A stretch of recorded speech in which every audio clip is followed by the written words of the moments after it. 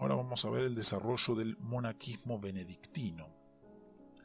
Aunque la regla de San Benito dice poco acerca del estudio, pronto el monaquismo benedictino se distinguió en ese sentido. Ya antes de San Benito, Casiodoro, el exministro del rey godo, Teodorico, había combinado en su retiro la vida monástica con el estudio. Pronto el régimen benedictino se unió al ejemplo de Casiodoro y los monasterios benedictinos se volvieron centros de estudio donde se copiaban y conservaban manuscritos.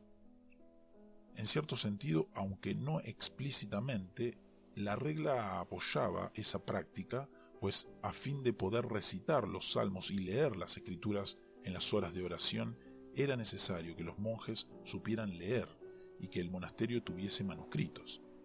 Luego, según el resto de la Europa occidental fue olvidándose de las letras de la antigüedad, los monasterios fueron volviéndose centros en los que esas letras se conservaban y estudiaban. El scriptorium, en que los monjes copiaban manuscritos, vino a ser uno de los principales vínculos de la Edad Moderna con la antigüedad, sobre todo la antigüedad cristiana. Además, ya hemos visto que en varios lugares de la regla se mencionan niños. Esto se debía a que había padres que por diversas razones dedicaban sus hijos a la vida monástica. Estos niños no tenían la libertad de abandonar el monasterio cuando llegaban a ser adultos, sino que los votos que sus padres habían hecho en su nombre eran tan válidos como si ellos mismos lo hubieran hecho. Naturalmente, en algunos casos, esto acarreó graves problemas, pues daba lugar a que hubiese monjes que no querían serlo. En siglos posteriores, esta práctica llegó a corromperse hasta tal punto que muchos nobles y reyes utilizaban los monasterios para colocar en ellos a sus hijos ilegítimos o a veces a algún hijo menor que podría complicar la herencia.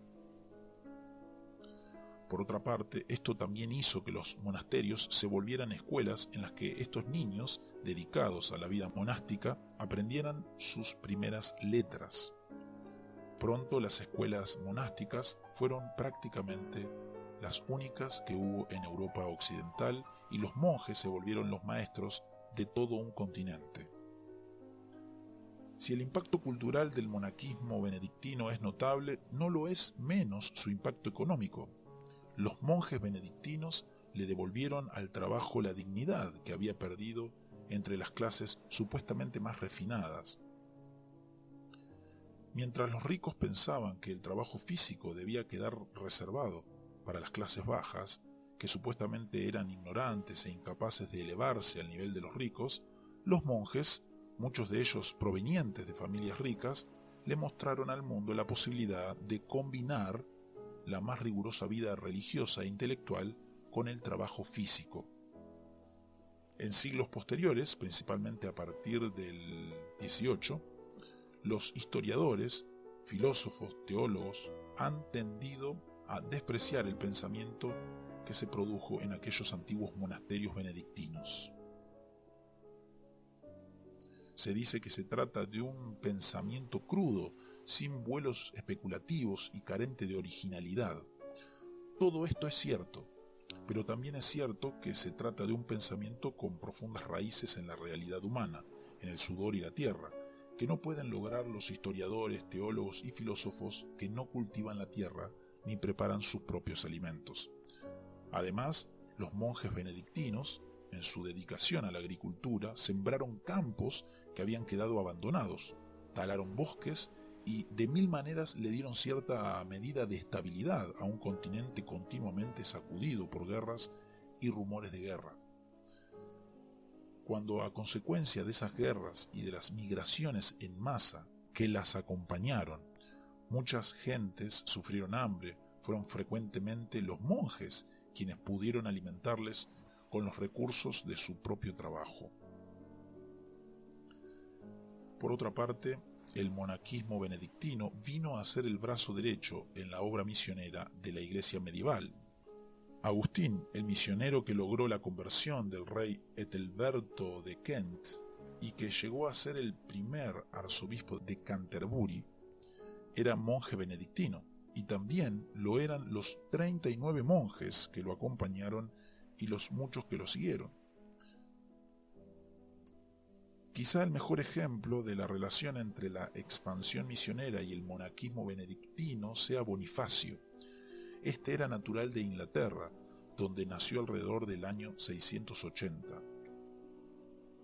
A los 7 años, al parecer por su propia voluntad y con la anuencia de sus padres, ingresó en un monasterio, puesto que en toda Inglaterra se había hecho sentir el impacto de Agustín y sus sucesores. El monasterio a que Bonifacio ingresó era benedictino. Allí pasó sus primeros años hasta que fue transferido a otro monasterio mayor para continuar sus estudios. En este nuevo monasterio pronto descolló por su devoción y su inteligencia, y fue hecho director de la escuela y ordenado sacerdote. Sin embargo, Bonifacio se sentía llamado a la obra misionera y en el año 716 partió hacia los Países Bajos, tierras habitadas por el pueblo bárbaro y pagano de los frisones. Cuando las circunstancias políticas le impidieron continuar la obra, regresó a Inglaterra por un breve período y de allí fue a Roma, donde el Papa Gregorio II lo comisionó para que fuese en su nombre a emprender de nuevo su misión. Esto lo hizo Bonifacio con el apoyo no solo de Gregorio, sino también de los gobernantes francos que estaban interesados en la labor misionera como un medio de pacificar sus fronteras. Debido a sus relaciones con los gobernantes francos, a la larga Bonifacio dedicó la mayor parte de sus esfuerzos no a las misiones entre los frisones, sino a reformar y organizar la iglesia en los territorios francos. En el año 743 fijó su residencia en Maguncia, que pertenecía a los francos, y desde allí se dedicó a fundar monasterios en toda la región, que a su vez fuesen centros para la reforma de la iglesia. Puesto que Bonifacio era benedictino, en todos los monasterios fundados por él se observaba la regla de San Benito. Además fue él quien, como representante del Papa, ungió a Pipino como rey de los francos. Por fin, tras pasar largos años en la relativa seguridad de los territorios francos, Bonifacio decidió emprender una vez más la evangelización de los frisones. En esa empresa lo acompañaron algunos monjes, pues parte de su propósito era fundar un monasterio benedictino en los Países Bajos. Pero cuando iban de camino fueron atacados y muertos por una banda de ladrones. Las vidas de Bonifacio y de Agustín de Canterbury sirven para darnos una idea del modo en que la regla benedictina se extendió primero a las islas británicas y después el reino de los francos y sus alrededores.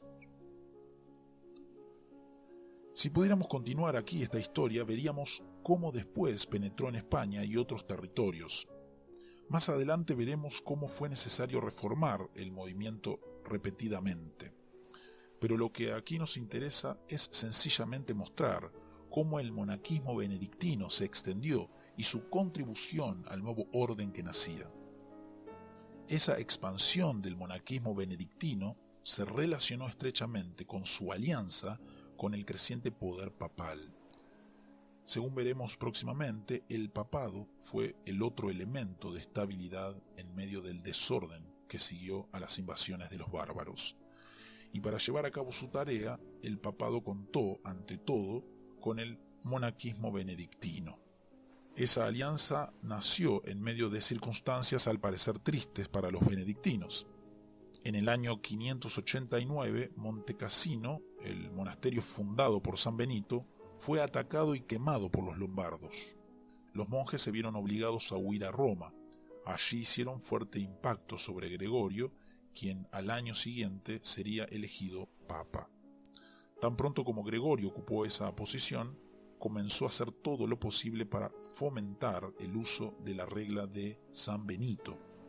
Primero varios de los monasterios de Roma se acogieron a ella y después, a través de la obra de Agustín y de otros como él, el monaquismo benedictino fue exportado a otras regiones de Europa.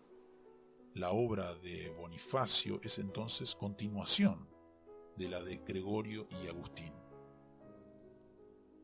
En una época de desorden e incertidumbre, era necesario que surgiesen elementos de unidad que guiasen a Europa hacia el nuevo orden que habría de surgir.